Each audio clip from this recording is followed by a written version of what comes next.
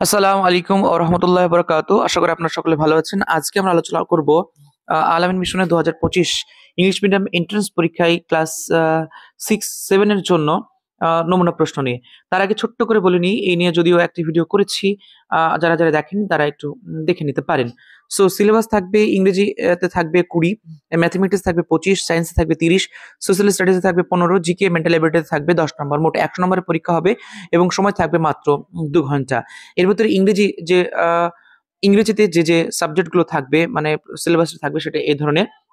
ভিডিওটি পজ করে নাও, পজ করে ভিডিওটি দেখে নাও। ভিডিওটি পজ করে দেখে নাও। যদিও এই ব্যাপারে বিস্তারিত আলোচনা করেছি, সেগুলো তোমরা আলাদা ভিডিওতে গিয়ে দেখতে পারো। তো সাবজেক্ট থাকছে ম্যাথমেটিক্স, ইংরেজি এবং সায়েন্স। সায়েন্সের ভিতরে থাকছে সোর্স অফ ফুড, থাকছে কম্পোনেন্ট অফ ফুড, থাকছে materials, plants, animals, motion, measurement, distance, থাকছে লাইট, থাকছে ইলেকট্রিক কারেন্ট অ্যান্ড সার্কিট, থাকছে ম্যাগনেট। জিওগ্রাফিতে থাকছে আর্থ and solar system, Globes, maps. History থাকছে, সিভিক্স থাকছে ইত্যাদি। সো জিকে মেন্টাল এবিলিটি থাকবে এবং বারবার করে বলা হচ্ছে এনসিইআরটির যে বইগুলো রয়েছে সেগুলোকে ফলো করতে, কারণ এনসিইআরটি বইগুলো ফলো করলে আশা করি সমস্ত প্রশ্নের উত্তরগুলো দেওয়া যাবে। তো এই আছে স্যাম্পল কোয়েশ্চেন ক্লাস 7 এ ভর্তি হওয়ার জন্য। তো একদম প্রথমে যে প্রশ্নটা থাকবে সেটা হচ্ছে ইংরেজি। তো ইংরেজিতে এই ধরনের প্রশ্নগুলো থাকবে। ভালো করে তোমাকে এই আনসারটি ভালো করে পড়ে নিতে হবে। পড়ে নেওয়ার পর আমি আস্তে আস্তে স্ক্রল করছি। এই আনসারটি ভালো করে পড়ে নিতে হবে। পড়ে নেওয়ার পর নিচে যে এই প্রশ্নগুলো রয়েছে সেই প্রশ্নগুলো অ্যান্সার দিতে হবে। আমি কথাগুলো খুব জোরে বলছি কারণ সময় খুবই সীমিত। আগামী ১২ জানুয়ারি তারিখে আল-আমিন মিশন ইংলিশ মিডিয়ামে ক্লাস 5 থেকে ক্লাস 9 পর্যন্ত এবং 11 সায়েন্সের পরীক্ষা হবে। তো ধাপে প্রচন্ড কাজের জন্য স্যাম্পল কোয়েশ্চেন আপলোড করা হয়নি। তো আজকে আমি একটু সময় করে আপলোড করছি।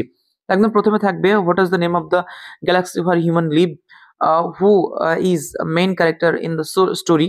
তো এই স্টোরিতে এই ধরনের প্রশ্নগুলো থাকবে। তারপর থাকছে ট্রু ফলস। ভালো করে দেখো, ট্রু ফলসে কোনো রকম সাপোর্টিং স্টেটমেন্ট দেওয়ার কোনো প্রয়োজন নেই। তো জাস্ট এই যে ছকগুলো রয়েছে সেই ছকে শুধু ট্রু অথবা ফলস লিখলেই হয়ে যাবে। Find form of the passage a word which means same of the following.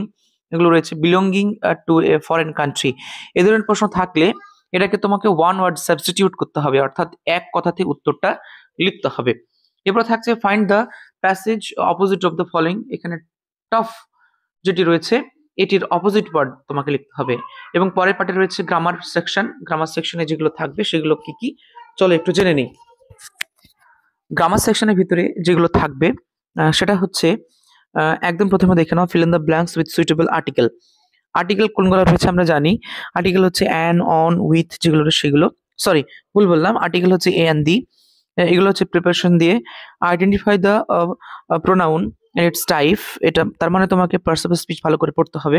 Identify the noun from. এবারও এখানে পার্টস অফ স্পিচ পড়তে হবে। Identify the correct errors of the sentence. অর্থাৎ এই সেন্টেন্সের ভিতরে যে ভুলগুলো রয়েছে সেই ভুলগুলোকে তোমাকে দেখে ভালো করে পড়তে হবে। এরপর রয়েছে ভার্ব ফর্ম। তার মানে এখান থেকে যতগুলো প্রশ্ন দেখছি আমি সবগুলো কিন্তু পার্টস অফ স্পিচের উপর ভিত্তি করে। তো পার্টস অফ স্পিচ আমাদের মোট যে 8টা রয়েছে সেটা তোমাকে ভালো করে পড়তে হবে। সেখানে ভার্ব, নাউন, প্রোনাউন, অ্যাডজেক্টিভ এগুলো সবগুলো তোমাকে কিন্তু ভালো করে জানতে হবে। তারপরে থাকছে ভার্ব ফর্ম। এইটা verb form. They play cricket tomorrow, they will play cricket tomorrow হবে। Already she had eaten the breakfast. Had করতে পারো অথবা হ্যাজ করতে পারো, যেহেতু সে অলরেডি খেয়ে ফেলেছে। এটা গেল ইংরেজির প্রশ্ন। সো এই ধরনের ইংরেজি প্রশ্ন হবে, ঘাবড়ানোর কোনো প্রয়োজন নেই, খুবই সহজ প্রশ্ন। ভালো করে পড়ে অ্যান্সার দিলে তুমি পেরে যাবে। আচ্ছা, এরপরে থাকছে ম্যাথমেটিক্সের প্রশ্ন। ম্যাথমেটিক্স প্রশ্ন আর স্ক্রল করছি বলছি না, ভালো করে দেখে নাও। ম্যাথমেটিক্সের প্রশ্নগুলো জাস্ট স্লোলি স্ক্রল করে যাচ্ছি। তোমরা প্রয়োজনে এগুলোকে পজ করে ভালো করে পড়ে নেবে। পড়ে এই ধরনের সিলেবাস ধরে প্র্যাকটিস করো। তাহলেই এই ধরনের প্রশ্নগুলো প্র্যাকটিস করলেই তোমরা কিন্তু সমস্ত প্রশ্ন অ্যান্সার করতে পারবে। সায়েন্সের ভিতরে থাকছে এই ধরনের অ্যান্সার ইন ওয়ার্ড, এক কথায় উত্তর দেবে, ডিটেলসে লেখার কোনো প্রয়োজন নেই। ফিল ইন দ্য ব্ল্যাঙ্কস গুলো করবে। ম্যাচ এ কলম বির সাথে মেলাবে। Answer the following questions briefly, সংক্ষেপে এগুলোর উত্তর দেবে। এবং নিচের দিকে চলে আসি স্ক্রল করে থাকছে সোশ্যাল স্টাডিজ। সোশ্যাল স্টাডিজ মানে হচ্ছে হিস্ট্রি এবং জিওগ্রাফি দুটির মিলন। তো এখানে which is the largest terrestrial planet, সব থেকে বড় টেরেস্ট্রিয়াল প্ল্যানেট কি রয়েছে পৃথিবীতে। সব থেকে বড় রয়েছে প্ল্যানেট ওটা রয়েছে, সেটা হচ্ছে তোমার বৃহস্পতি। Mention in which from of the Rig Rig Veda is composed. ঠিক আছে, এইগুলো লিখতে হবে। এটা তোমার সোশ্যাল স্টাডিজ ইতিহাসের প্রশ্ন। আমরা ধীরে ধীরে স্ক্রোল করে যাই। স্ক্রোল করে গেলে আমরা এখানে ভূগোলের প্রশ্ন অনেকগুলো পেতে পারি। Write to importance of the northern plains of India, what methods were, why do we need a government, explain করতে হবে আমরা গভর্নমেন্টের কেন প্রয়োজন। জিকে এর মধ্যে থাকছে এই ধরনের প্রশ্নগুলো। Name name one year borne disease, অর্থাৎ বাতাসে যে ভেসে বেড়ায় যে ডিজিজগুলো সেগুলো লিখতে হবে। থাকছে which river is known as river of sorrow, Damodar. So এই ধরনের প্রশ্নগুলো থাকবে। তোমরা স্পোর্টসের তরফ থেকে প্রশ্ন থাকবে, ন্যাশনাল ফ্ল্যাগ এইগুলো থেকে প্রশ্ন থাকতে পারে এগুলো, এবং এখানে এই ধরনের প্রশ্ন থাকবে। আর সব থেকে বড় কথা, তোমরা যদি এই ধরনের প্রশ্নগুলো করতে পারো, বা টাইম 47, ক্যান 18, দ্য ক্রিকেট, এগুলো কেমন হবে, এগুলো খুবই ভালো প্রশ্ন। মেন্টাল এবিলিটি যারা যারা প্র্যাকটিস করো তারা নিশ্চয়ই পেরে যাবে। এবং ইসলামিক স্টাডিজের ভিতরে এই প্রশ্নগুলো থাকছে। হোয়াট ডাজ দ্য ওয়ার্ড সুন্না রিফার টু? সুন্না মানে কি বলছে? Write the first Arabic month, আরবি মাসের প্রথম মাসটি কি? What is the meaning of the আসসালামু আলাইকুম, আসসালামু আলাইকুমের অর্থ কি?